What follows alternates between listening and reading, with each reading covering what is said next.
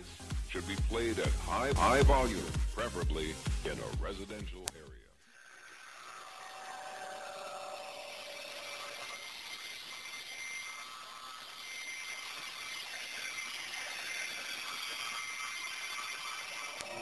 To boldly go where no one has gone before. Boom to the hay, all you sports fans out there. Welcome to OMSR with your brief but always concise host, Will the Alternative ESPN Sports Thrill, and 2AA from 64 Samoa. Now, yesterday when I was talking to Paul about this at the tail end of that particular phone call, I think maybe he thought the Yiddish had gone to my head. As a goyim, I'm not a licensed or authorized dealer / speaker. Roll it. We're overdoing the Yiddish. Instead of Mazel Tov, it's Mazel Tua. Yeah, so yeah, when the woman tells you getting a kick out of that. Mazel Tua. Tells you it's a dying language. You know, her mother survived. You know. Apostrophe A. Now, last time I profiled, used 2A here. Spirit guardian of the house. As I have been told, the man who acquired him died when I was 5, but my dad was thought of so highly through his missionary work there in Samoa that he was thought of as for like an honorary tribal elder. Nice little gift, eh? So this was made decades before he arrived here, obviously. This is not your everyday, you know, I'm gonna get carved in a week. No way, Jose. And local shells there from that part of the Pacific. So anywho, yes, Paul, 2A is real. And now, we have quarterback Dave Tua, who was sort of like a spirit guardian, rescuing national championships from very poor offensive performances. Alright, you see the slideshow montage and the video highlights coming up. This intro is for both parts 1 and 2. Part 1 got some nice banter going on with Stephen A. Proliferation of the Alliteration Smith and Tebow. Part 2, great analysis with Paul Feinbaum. And what's next for Nick Saban? NFL talk, it always seems to come up. Challenges, needing challenges, men need challenges. They've, you know, done everything that can be done in a certain medium, take it up a level. What's wrong with just staying put and being content? Would be my question. Alright, thanks for watching those silly DUIs while you're out there. Roll clips.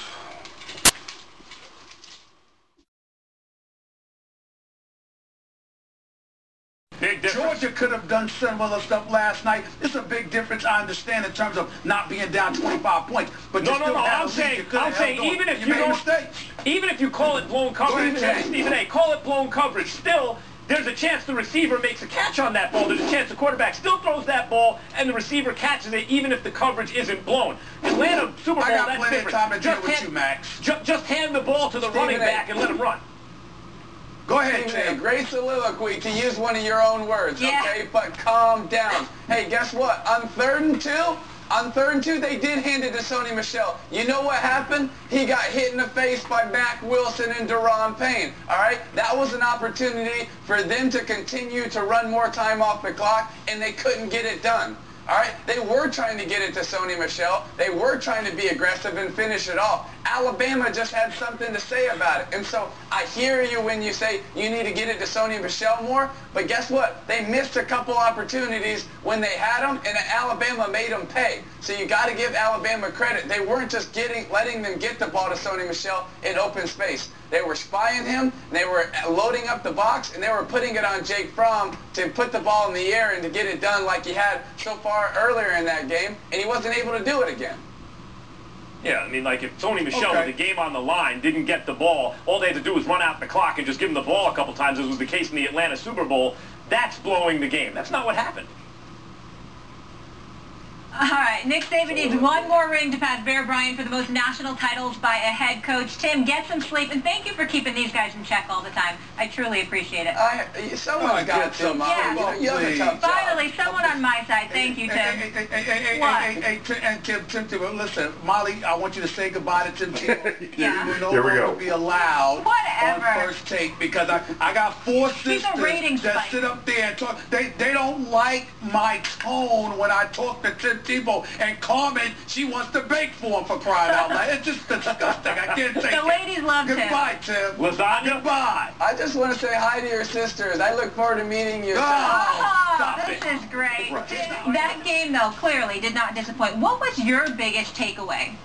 Well, the biggest takeaway, Molly, was Nick Saban I'll try to keep this clean for a family show, but one of the gutsiest, maybe the gutsiest decision I've ever seen in a football game. 2 years ago, I thought he did when he called for an onside kick against Clemson. It ended up helping them win the game. I mean, they were desperate. Their defense couldn't stop anyone.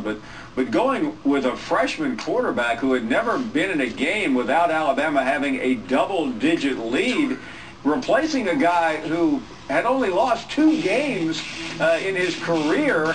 I mean, I just don't know if, I don't know. I know I haven't ever seen anything like that. I mean, and Steve and I were talking to a mutual friend of ours earlier, someone who's been around a long time. He couldn't either, and maybe some researcher will come up with it, but this is unprecedented, at least from where I sit.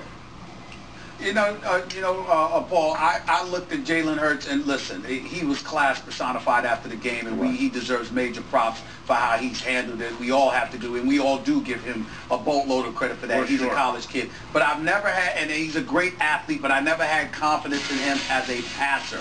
Having said all of that, I could not believe how ineffective he was in the first half. What was going on from your mind's eye, Paul, based on what you've seen? Well, I mean, I think it's one of 2 things. It's either Brian Daboll called a terrible game, or Nick Saban was handcuffing him, trying to win the game on defense. Some of the plays just were a waste of time. And yeah, I think part of the problem too is Jalen.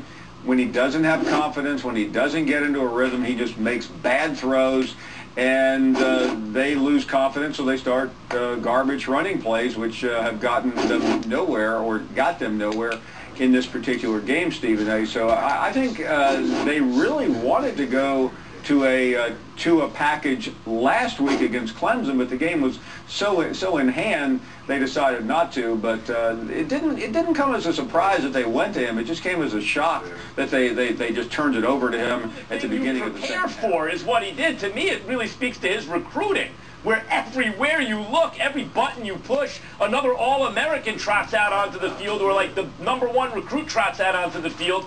I don't know exactly that's guts. Okay. You know, it's interesting, Max. In the fourth quarter, Najee Harris, who I think gained more than any other of Alabama's running backs, he's the 4th-string running back at Alabama, but he was also the #1 running back in the country last year. So I think Saban just felt like he had to change things up. I would argue it's gutsy, because in a game of that magnitude, if it blows up and he gets picked off for an interception or a pick 6 on the first series, then he has just thrown it away. And then what's he supposed to do? Bring back Jalen Hurts, stick with the guy. So, I mean, he rolled the dice from that standpoint. But then again, if you have 5 national championships in your back pocket, it probably isn't difficult. But, watching Georgia, what did you peel away from Kirby Smart and what he did or didn't do last night, Paul? Well, on the negative side, I thought he got conservative with the lead, we see this happen. I mean, there's a prevent defense and there's a prevent offense, and I think that's what we saw from him. He wasted a couple of series, and then his team self-destructed in a couple of situations. But overall, I am so impressed with Kirby Smart when you think about what he's done in a very short period of time. Georgia under Mark Richt was very good, but they could never get over the hump. And I'm sure somebody out there is saying, well, they didn't get over the hump either. But this team looks like it is being built the right way. I didn't see that as Georgia blowing it. I just saw Alabama. I saw it as Alabama figuring out a way, bit by bit, methodically, to get back in the game. And it took a lot. And I think if this game, by the way, had ended with the 36-yard field goal, we probably wouldn't be as gaga today over a walk-off touchdown after a terrible sack in overtime. But I would take nothing away. I mean, Georgia is a program that looks to me like Alabama in 2008 and 2009, as Saban was just beginning to get it going. That was what was so impressive to me, Paul, is Georgia looked like the team of destiny. That's the hardest kind of team to beat. When Alabama scores, oh my God, this is the game. Georgia comes right back and scores, and you go, nope, not this year, Alabama. And they did it anyway. But it's Georgia that had that look. Max, what's so amazing about this Alabama team, I mean, let's just stop for a second. They're the national champions. They didn't win their own division. They didn't win their own league.